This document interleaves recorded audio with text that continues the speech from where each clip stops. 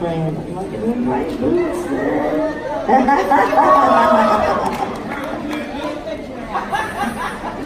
So nice to meet you, Glenda. So you get the same question. Shoes. So I don't know if you were here earlier, but we kind of outlined, are you a sneakers, really high, sexy heel, flip-flop sandal, boots were added by someone who was like, I'm a boot lady, but what's your go-to? I love sandals, whether they're flat or high, and if I'm not in sandals, I'm probably in a boot. Yeah. But I love a heel. I like a heel too, for a little while. So, tell us a little bit about what you do, what your venture is, what you bring into the world, and how you got to that place. Well, I'm an author and a stylist. So I grew up knowing that fashion would one day have a special place in my life. I was the little girl in the neighborhood where all the boys and girls were out playing. I was in my mother's closet trying on clothes, and the kids from the school would call me and say, what should I wear the first day of school? So that was me. So I knew that fashion would one day have this very special place in my life, and I decided that I would go to the Fashion Institute of Design and Merchandising in Los Angeles. That's where I graduated from. And my journey in fashion has been crazy.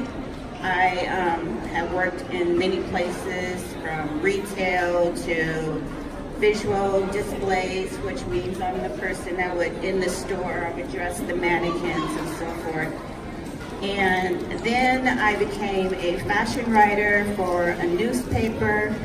I also have a business as a stylist. So I spend my time doing workshops and telling women how they should dress.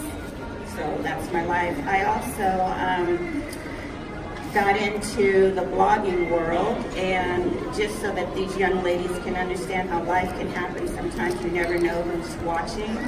I was blogging and posting on social media as the young people do. And I did not know that a very popular retailer, Chico's, was following me. And I went to speak at a conference in Las Vegas. Chico's was there as one of the vendors, and they proceeded to give me their business card. They asked me to give them a call when I returned to my office in California here. And so when I did, I called them and they said, we want to work with you. We would love for you to be an ambassador for our brand.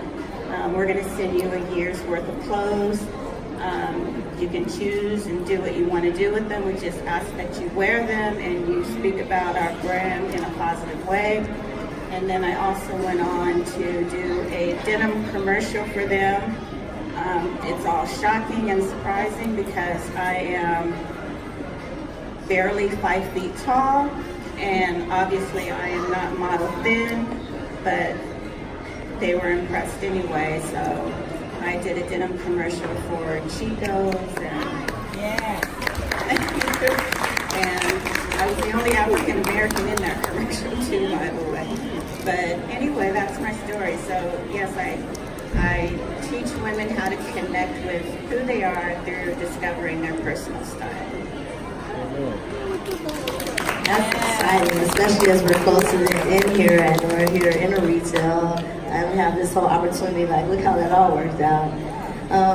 Well, I always have questions, but I always want to start with you guys. Does anyone have any questions that they might want to ask? This is a stylist, this is a fashion consultant, this is a social media blogging phenomenon. Yes. And might I say, it also speaks to the fact that this doesn't all happen to be an age, and something that's only relegated to people of a certain age or of a certain background. But please. Yeah, I'm 53, and the fashion industry is typically known as a business that caters to the young. And when I first started blogging, my blog was called So What to 20. And what that meant was, it was to the fashion industry to say, so what to the age of 20? You know, women who are a certain age are still, you know, rocking looks and vibrant and have a, you know, vitality and all the things that they think that we don't have anymore. So, yeah, I mean, sometimes I have a difficult time because I think, gosh, I'm 53. When I go to certain events, everyone's 20-ish. And, you know, they kind of look at me like, who is she? I was like, I'm doing the same thing you're doing. Granddaughter, whose story is similar to yours. She is looked upon as a stylist. All of her friends are asking her what to wear. She's in college, she's studying business. What advice would you give to her? Well, I really feel like all roads led to here. What I'm doing now is like every job that I've ever had seemed to benefit me with what I'm doing now. So when I was at the Fashion Institute, my degree was in marketing and merchandising, so it was more on the business side of the fashion industry. But if she has the determination to start out on her own as a stylist, she can do that. It's very simple now to promote yourself because of social media. But she basically, what I would suggest for her, if she goes into that field, you have to have a love for fashion, but you also have to have a love for people and to understand them, because we all can't wear the same thing. So even though the store is here, she would need to determine, like, with her client, like what is best suited, what store is best suited for her client. So there's also a lot of psychology involved in the process of being a stylist. Very interesting. Yes, Chanel. Can you tell us a little bit about the portrait hair? Can you tell us a little bit about the portrait hair? That's the one I want.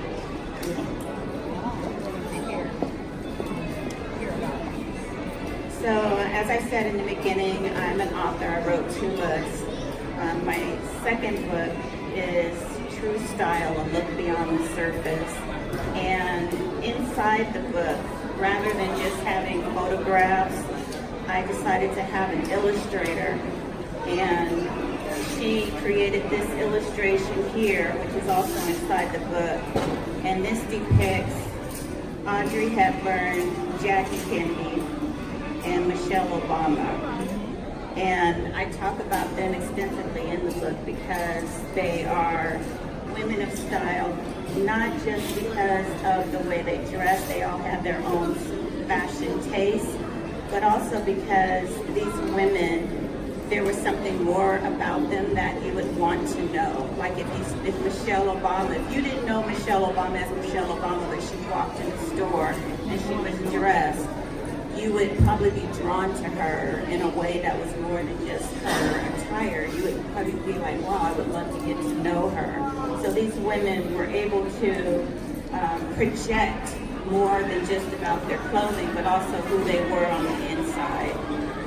So that's what that illustration is. That's amazing. And this book, I looked